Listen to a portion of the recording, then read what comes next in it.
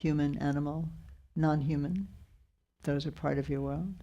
Not harming, and if you can, helping. Dalai Lama often says this summarizes the motivation of the two main vehicles or spiritual pathways of the Buddhist tradition. So this is a very important principle for us, and we remind ourselves of it by beginning with these four aspirations known as the four boundless thoughts, which actually existed in India outside of Buddhism, also in Theravada Buddhism, also in Mahayana Buddhism. They're a very important thread, and we sing our wishes for all beings to have happiness, be free of suffering. And this very famous verse, said to be the Dalai Lama's favorite verse, from Shantideva, 8th century Indian poet, philosopher, master teacher. His work on the Bodhisattva, Bodhisattvacharya Avatara, the Bodhisattva's way of life, was translated into Tibetan long ago, and seems like almost all of the great figures from all of the different traditions within Tibet wrote commentaries on Shantideva's Bodhisattvacharya Avatara. We've taught it here sometimes also. It's a very exquisite work. And in a sense, it's all about this line that we sing. For as long as space abides, as long as that, may I be around being helpful. It's a very, very great aspiration. So we'll sing that. And then we'll go into a guided meditation familiar to most of you. And just to make a connection with what we've just been talking about, so you will see that this meditation is very much oriented to allowing you to be relaxed, but relaxed into clarity, relaxed in a clear way, not a relaxation that is a dim unknowing, but a relaxation that allows, like silt in disturbed water, to sink down to the bottom and leave the water clear, which is what we do with the children also. They have jars, the what? Moody cow, yes. So that's where we're sitting so that we can settle, so that the silt in our own minds, our feelings, can settle down and we become clearer. And then as we become clearer, the mind has a natural capacity for expanding, and there'll be a place where we do sounding, and sound, of course, is going to go from your heart out into the room, out into the world, and your mind is expanding with the sound. In that way, we are beginning to approximate the kind of expansive, compassionate mind that the Buddha models and that we're always seeking to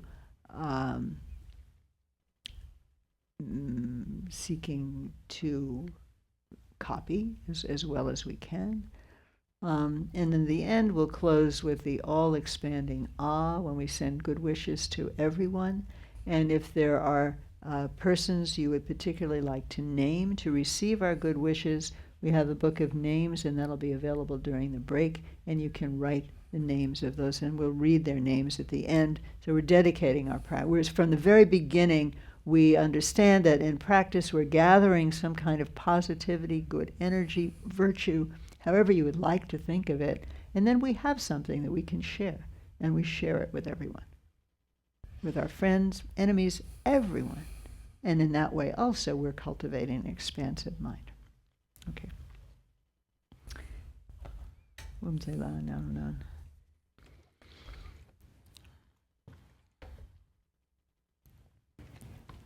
Four boundless thoughts. May all beings always have happiness and its causes. May all beings always be free of pain and its causes. May all beings always be pain-free and live happily.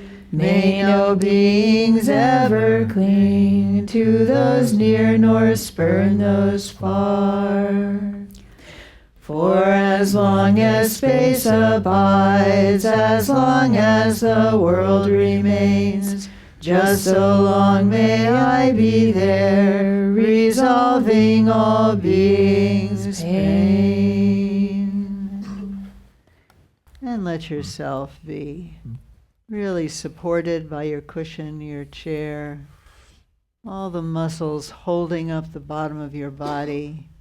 They can relax because you're held. The center of the earth is directly beneath you. If you dropped a plumb line from the bottom of your spine, it could drop easily going through the layers of the earth, 500 feet, 5,000 feet. And come to rest at the very center of the earth, directly beneath you.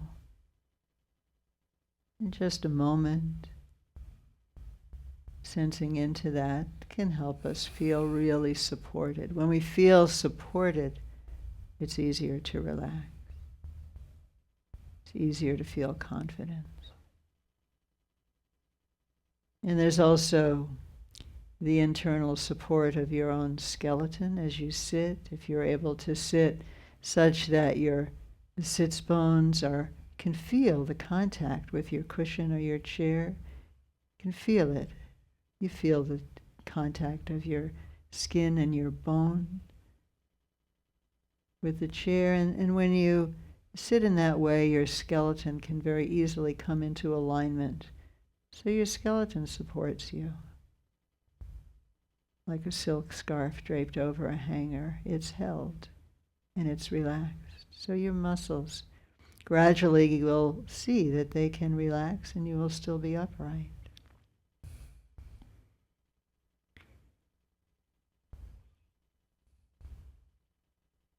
So rest in that. And when you sit this way also, there's a natural alignment through the center of your body. And that is also a deep and subtle support for your sitting, for your relaxing into clarity. And just rest in those three supports for a moment.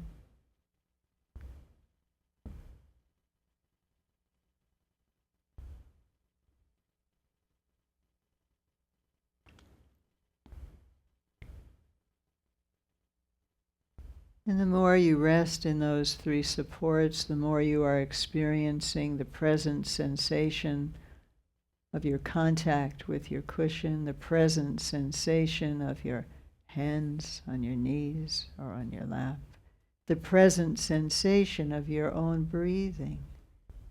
As you quiet down, it becomes very easy to experience your own breathing. Goes in, bringing refreshment. Goes out, bringing relaxation into that very refreshment.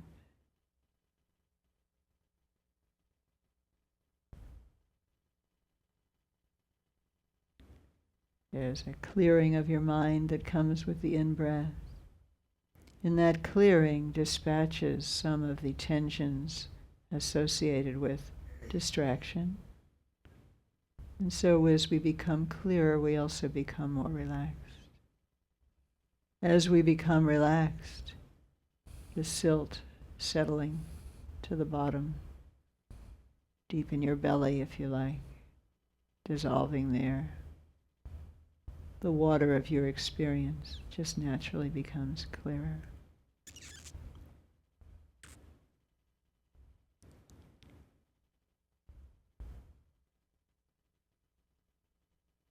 And even a little settling makes it quite easy to be aware of your breathing.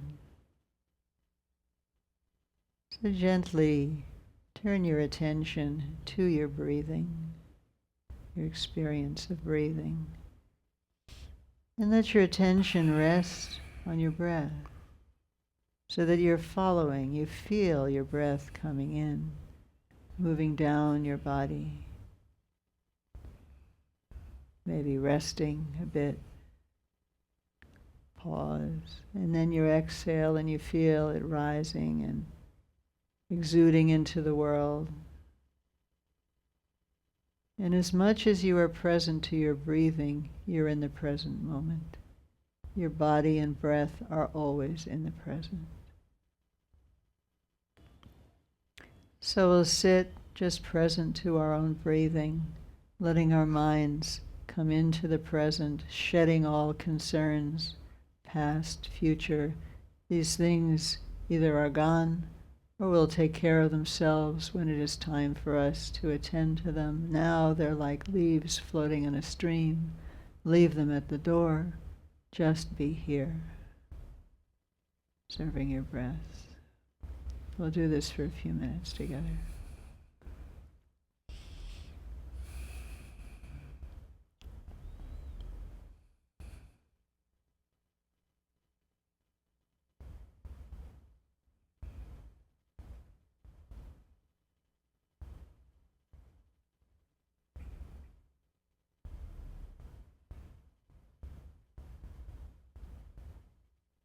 And if your attention wanders elsewhere, no worries. Just bring it back.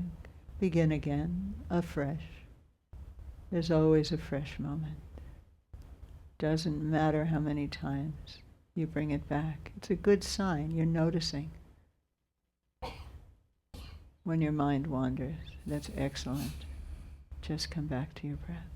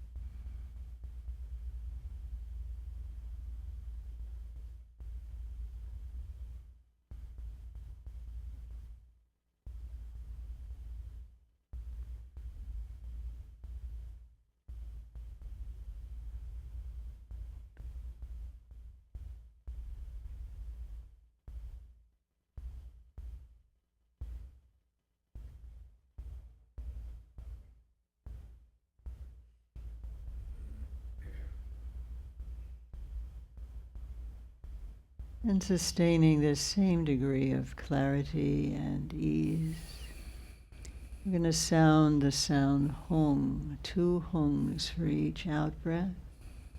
The sound hung is a settling sound, a gathering sound, and yet there's nothing to grasp onto, so your mind remains open and yet present, fully present to, suffused with, united with the sound. We'll do that for a few minutes and then go back to our silent presence to the breath.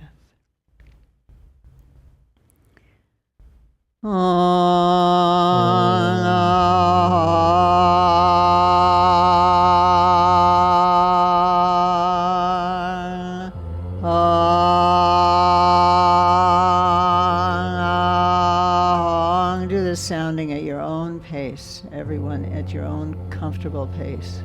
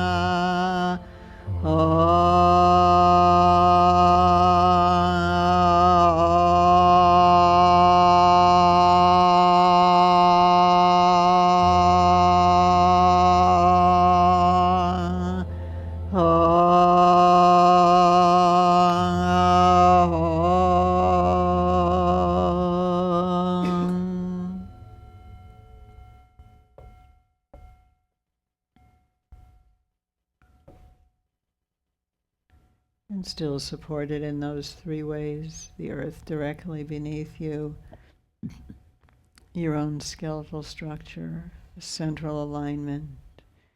And let your chin be tucked under just a little bit. You can take your hand and push it under just a little bit, and that will, you'll feel how that lengthens your spine and kind of opens the central corridor through your body. Is very helpful.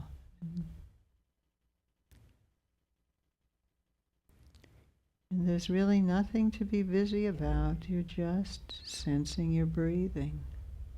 Nothing else. And letting yourself naturally become clear and settled, present, easy of heart.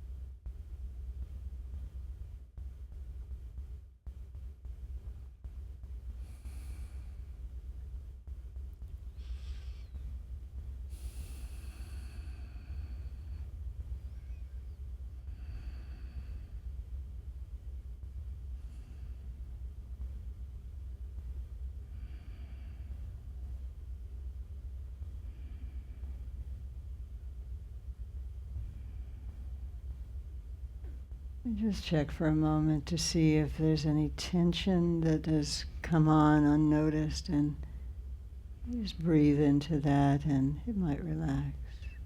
Just your awareness of it will eventually encourage that relaxation, relaxing into the clarity that is actually present already.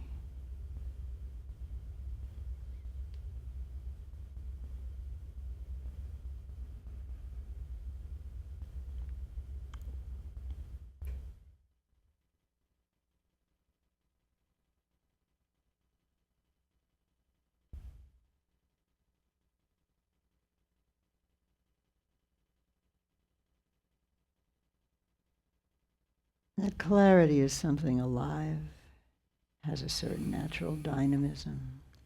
So when we sound Hung, we're experiencing potentially a kind of unification of clarity, ease, and still some expression.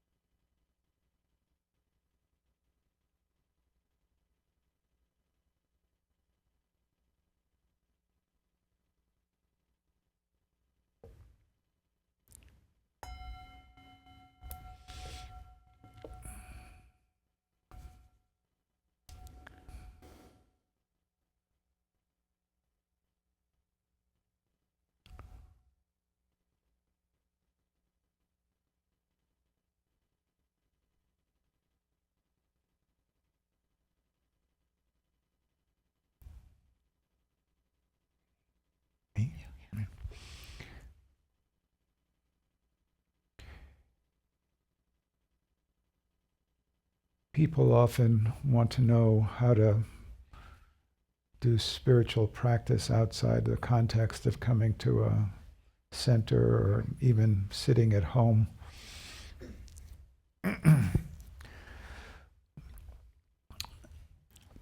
And there are some simple but very, very difficult but profound practices that one can do during daily life. And they can all be coalesced around the word gossip. So the first one would be not to gossip about others, which is a whole conversation unto itself. And it's actually a pretty advanced practice, insofar as it's not easy. The second would be gossip towards oneself, which could also be translated as self-criticism, self-hatred, self-abuse. And for individuals absorbed in spiritual pursuit, it can also be called spiritual superego. Arguably, what Anne talked about earlier in the day, the mind of enlightenment is called bodhicitta. Bodhi is enlightenment and citta is mind. We all have bodhicitta. And one way to contemplate that is to just understand that it in itself is wishing to manifest in full expression. And that is our motivation to both be helpful to others and to become enlightened ourselves. But I think in industry nowadays there's this phrase, value added. And what most of us in the West value add to our bodhicitta is a kind of tight fixatedness. Like, I've got to become enlightened. Gotta. And oh, I didn't practice meditation this morning. I'm a crummy practitioner. I'm a terrible practitioner.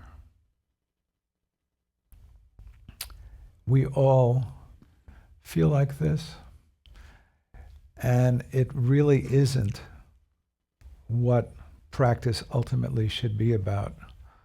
But for most of us, our general attitude towards activity is to have a lot of self-criticism associated with it. So when we get involved with spiritual activity, why should that be any different? And so we start hating ourselves about what we aren't doing in terms of our spiritual motivation. What to do. Perhaps simpler said than done, but one, we don't hate ourselves on top of hating ourselves. That becomes the gift that keeps on giving. But what we do is first we become aware. Ideally, I am criticizing myself.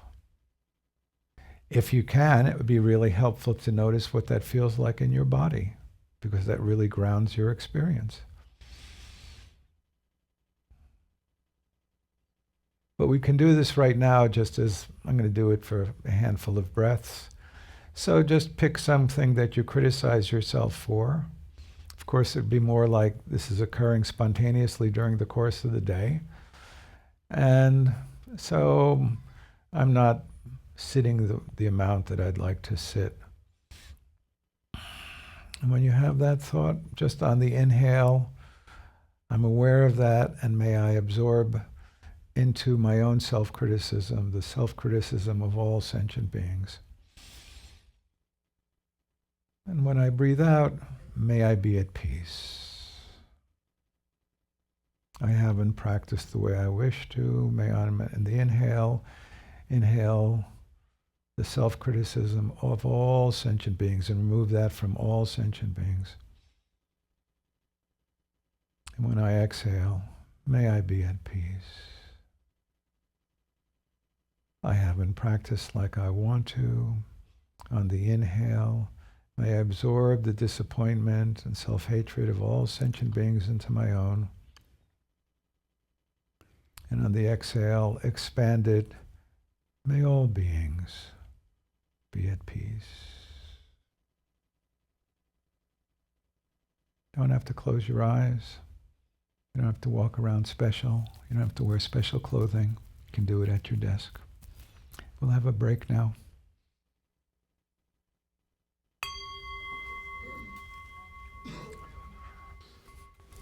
And the Book of Names is that it right there, Mark? That's your book? Where is it? Ah, very good. The Book of Names, if you'd like to write the name to be read at the end of our practice.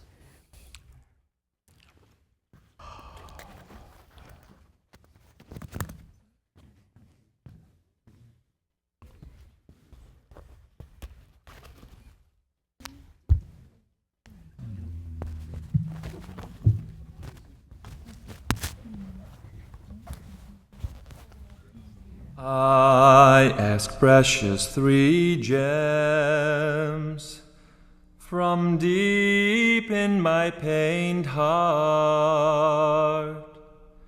See me with compassion. I have no other hope. This dear human body, impermanence besets.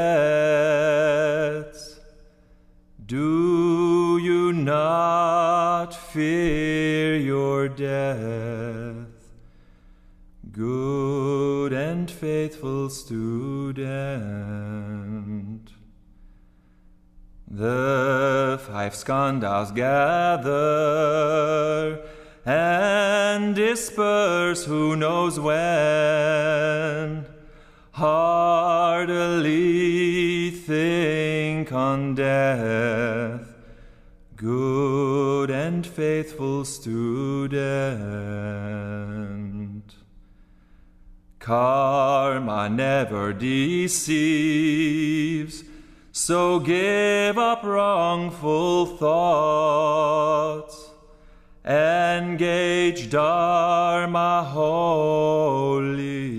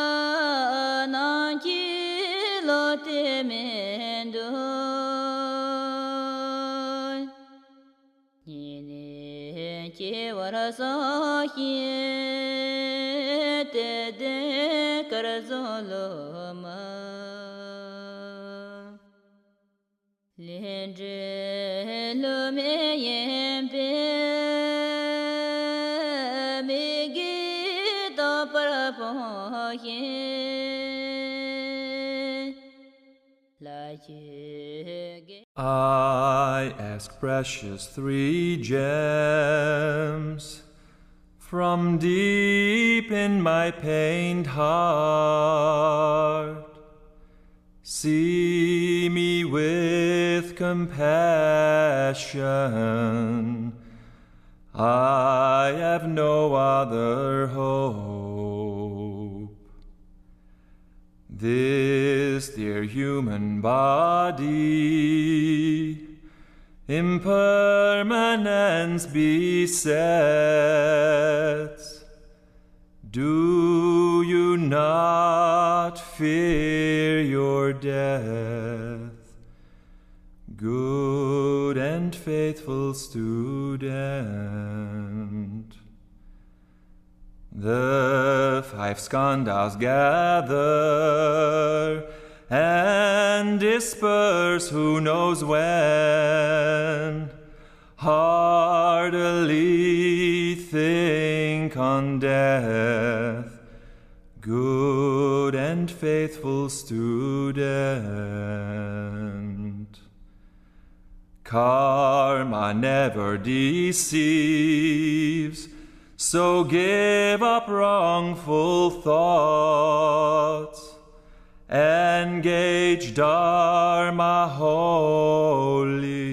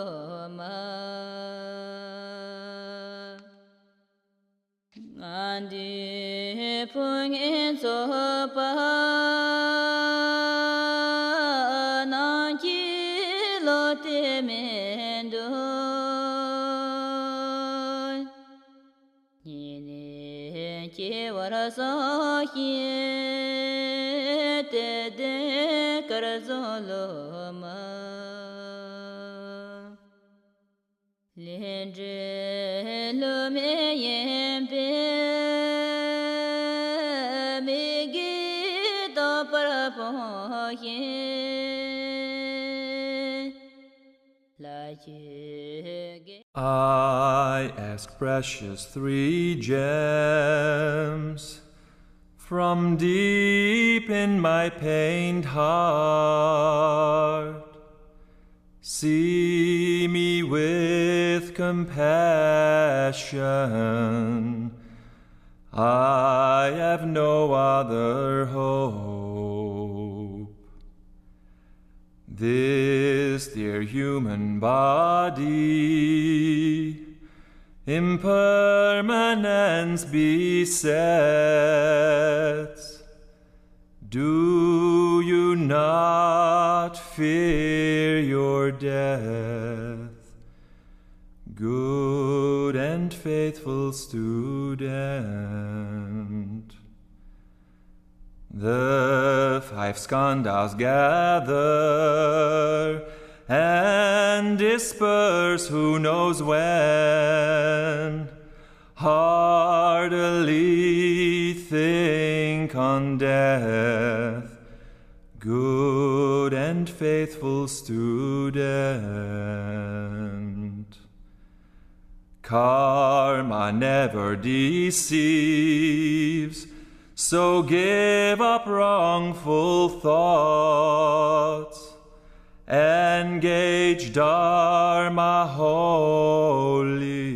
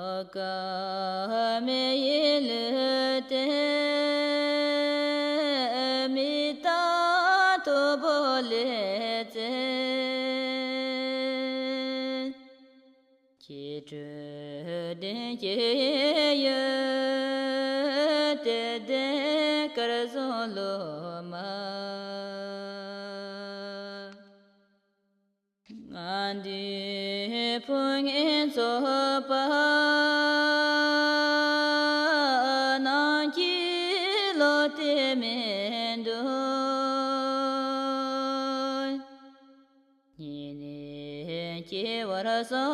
yin de de karzolo ma lin zhe lo me yin be me gi do para po yin la ye I ask precious three gems from deep in my pained heart. See me with compassion. I have no other hope. This dear human body,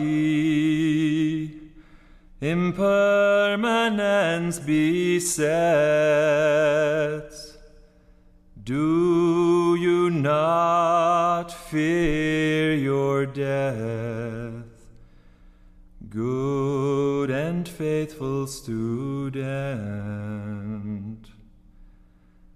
The five skandhas gather and disperse who knows when. Heartily think on death, good and faithful student. Karma never deceives, so give up wrongful thoughts. Engage Dharma wholly.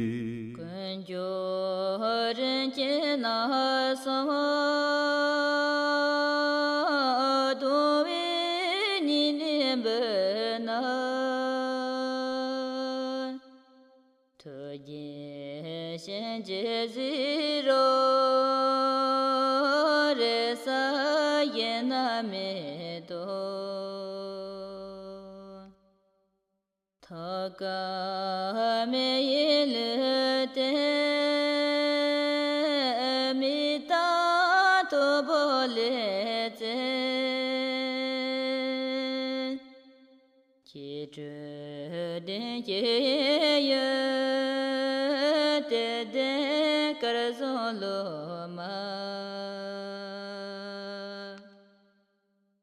andi pung in so pa nan ki lo te mendo ni ne ki wara so hi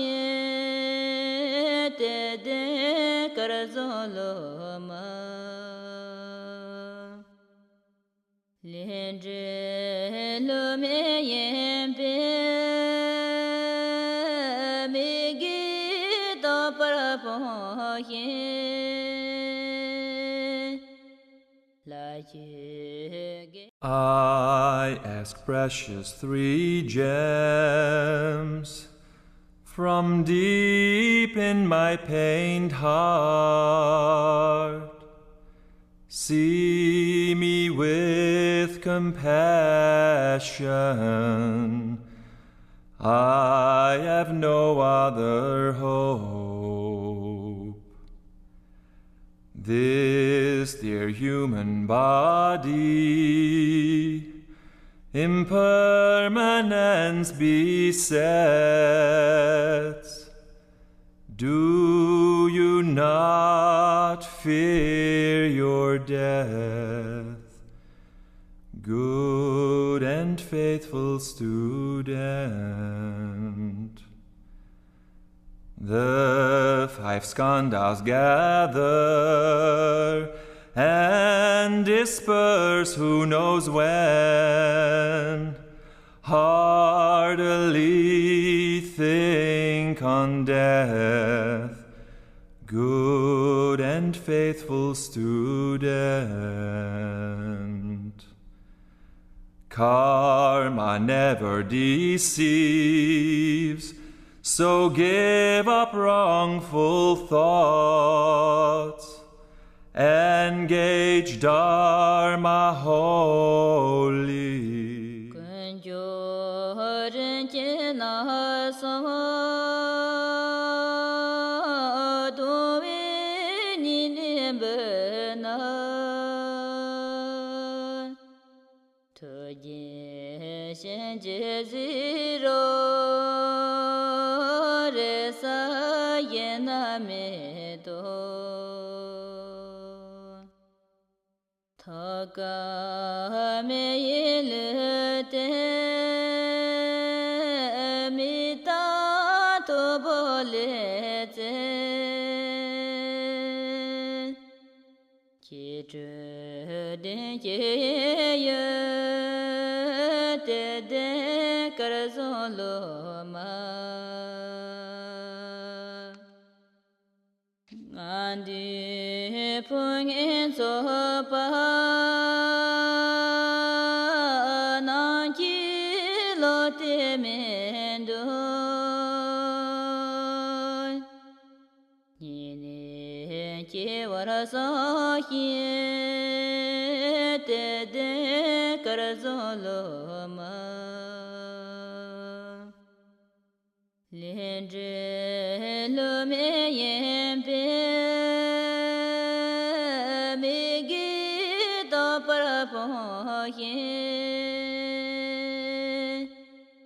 la ye I ask precious three gems from deep in my pained heart. See me with compassion.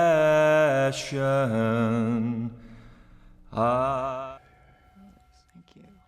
So we don't do a lot of, we just do the aspiration. Yeah. Blessing. We just Yeah. do the blessing. But you So can- while you're settling in, we have a moment or two, if one or two people, if you have a question or a comment, especially if you're kind of new. How many people are here for the first time today? Yes, welcome, Chicago crowd.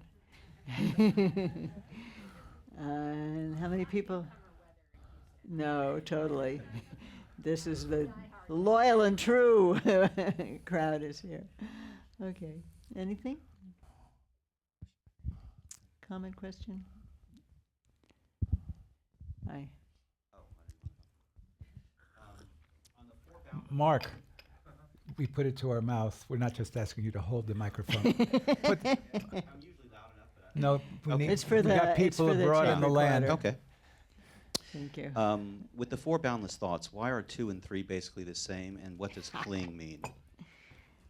2 and 3 are basically the same. So these are, the first one is love, wishing that everyone have happiness. The second one is compassion, wishing that everyone be free of pain. And in both cases, free of the causes of pain or having the causes of happiness. If you remember, Buddha in his vision sees that our experience in life is not without causes, and our actions are those causes. So the third one is actually joy. May all beings always be free of pain and live happily is a way for expressing the cultivation of that's what joy is. You're free of pain and you're happy. So it's specifically joy. And then the last one, may no beings ever cling to those who are near, spurn those far. This is the expression of equanimity, that of course we love who we love and we are close in a real world way to some people than others, but there's kind of an open dimension that applies to everyone. And when we don't like, the clinging has to do with getting so zeroed in on a certain person or a certain group of people, economic, racial, religious, whatever, that everybody else is like, who cares about them? That's what we're not doing. So not clinging in that sense, in this exclusive, whatever, bombs fall in your country, we don't really care because you're other. That's a certain, but not us, no bombs here, right? No drones, please. or spurning those far, like just not being concerned. You know, the people who are drowning in the Mediterranean, they're also people. Not. So that's what it means. It refers to the cultivation of equanimity. These are the four great qualities, the Brahma Viharas, cultivated in this tradition. So thank you, Mark. Yes, Renu. Please, the microphone.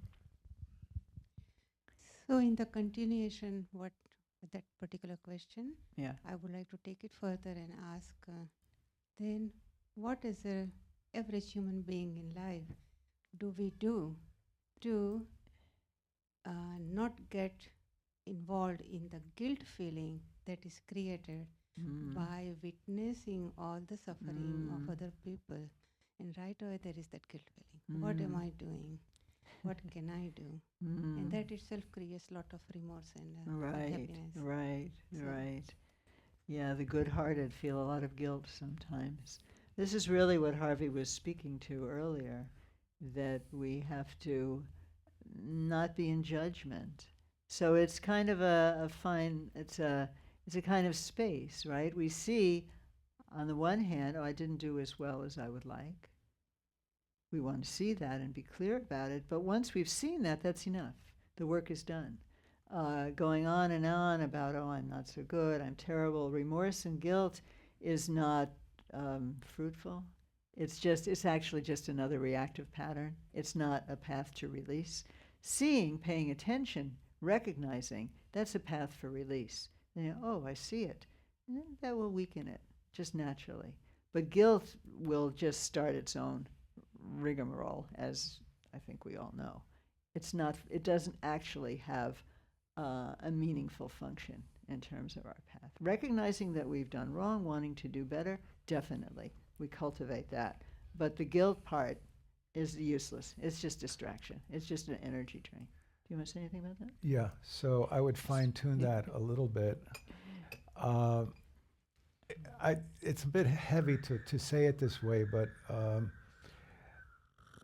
there is a healthy place for guilt or remorse. I either did wrong or there's pain in the world, I wish to address it, where sometimes it could be called obsessive or neurotic or ruminative guilt, which is, we do know there's a lot of suffering. We do want to address it as we can. But, I used earlier the value added of I'm a bad person because I'm not saving every last person who's on the street who's homeless. I'm terrible. I can't go to sleep at night because there's illness in the world. I think for all of us, in some ways, we look up to His Holiness the Dalai Lama as a very, very compassionate and admirable figure, and he knows the amazing suffering that the Tibetan people are going through constantly, have gone and are going through.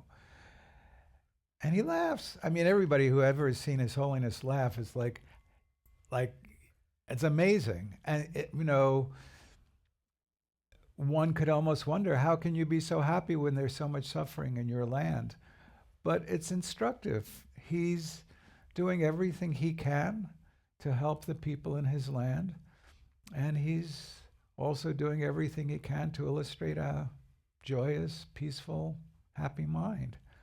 And there's a lot to think about in that. I mean, because a lot of us think, well, if somebody's crying 3 blocks from here, I need to be crying too. But what's the utility of that? And what's the benefit even to that person? So it's actually a very deep and great question, and one that trips a lot of people up. So it's good that you contemplate about that. I'm glad you brought it up. Yeah, we need to conclude. We're closing. You have the book? So we will do the blessing, Mark, would you like the candle? Thank you. and then we'll read the names in the book.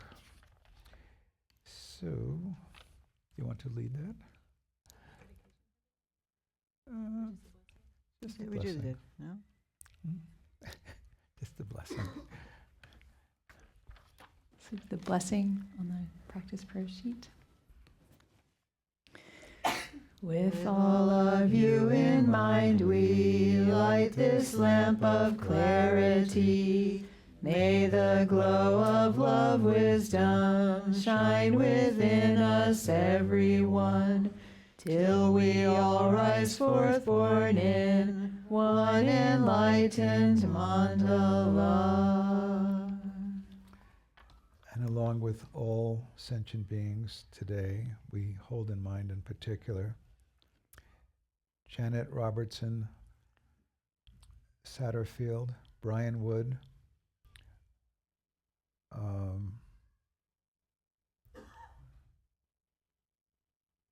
Raheel Yusim, Elizabeth, Jessica, Carolyn, Jennifer, Bobby, all suffering children, David and parents, Dominica, Julie, Curtis, Ann, Uncle Doug, Daniel, Eleanor Day, George and Antonia, Alexis, Bill, Dawn, Jerry, all moms, Mrs. Flores, Anna Sullivan, Chris Sato, Barbara, Lewis, Karen, Marla, Charlie, Richard, Les, McDonald, Bardo, Mary Kay McDowell and family, Katie Young, Faulkner, Flesher, Fia, Flesher, Louise and Elaine, Kelly, Ted, Conchito, Del, Gerardo, Mishi, Camachos, Mike, Monica, Bradley, Joel, Herb, Howe, and the Bardo. I want to add Rita Gross, Elizabeth Breuer, Stacy, and Kathy Carr.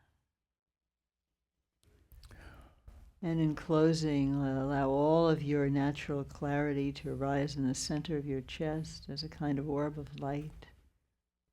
And then we're going to sound the sound Ah 3 times, sending out this positivity, these good wishes as light. So light, sound, and your attention all unified, expanding. First expanding through your body, expanding to the room, expanding throughout the city, world, and by the end of the last Ah, expanded throughout all of space, offering good wishes to all beings, wherever they are.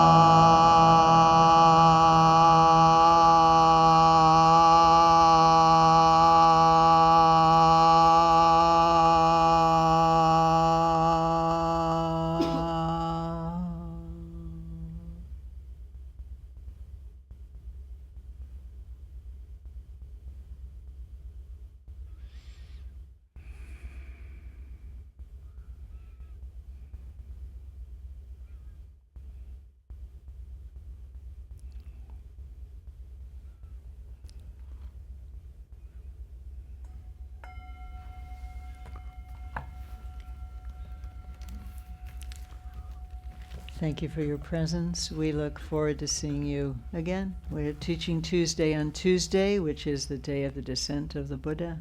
Mary Scott may want to say something. I will allow that. Do you want?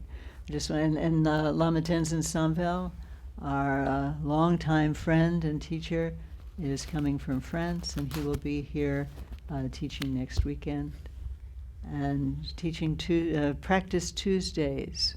Please come and practice with us. And anything else I'll leave to Mary Scott to say.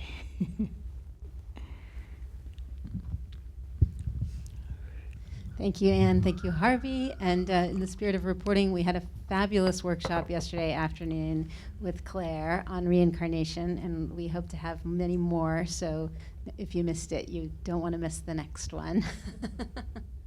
I learned so much. And as Anne mentioned, this Teaching Tuesday is the celebration of the descent of the Buddha, which means we will have a sok, or a blessed feast, and you're invited to bring a vegetarian snack to share with everybody. It will be a little bit more elaborate than a typical Teaching Tuesday. So please join us for that, and please check your inbox for the newsletter that went out on Friday with all of our upcoming exciting activities here at Dawn Mountain. Just a couple highlights. On November 30th, which is a Monday evening, we will celebrate and thank and send off with our very best wishes Joseph Helfenstein and Dorte Sauter, who have been amazing supporters and members and participants here at Dawn Mountain. If you don't know Joseph, he's the director of the Menil Collection and has been hired away to run the Kunstmuseum in Basel, Switzerland, which is his home. So he's headed that way. But we will have some dinner here, and Joseph will tell us a little bit about his own journey as a curator and as a Buddhist, and it's going to be a very, very special evening. Your contributions in honor of Joseph and Dorte to Dawn Mountain are appreciated and welcomed. But mark your calendars now. It's the Monday after Thanksgiving. And then Sunday, December 6th is our next first Sunday, and we'll have a big holiday open house, and you'll hear much more about that. Please join us for yoga every Sunday at 9:30, and thank you so much for sloshing through the rain today. Tering Puyala Kake Malab.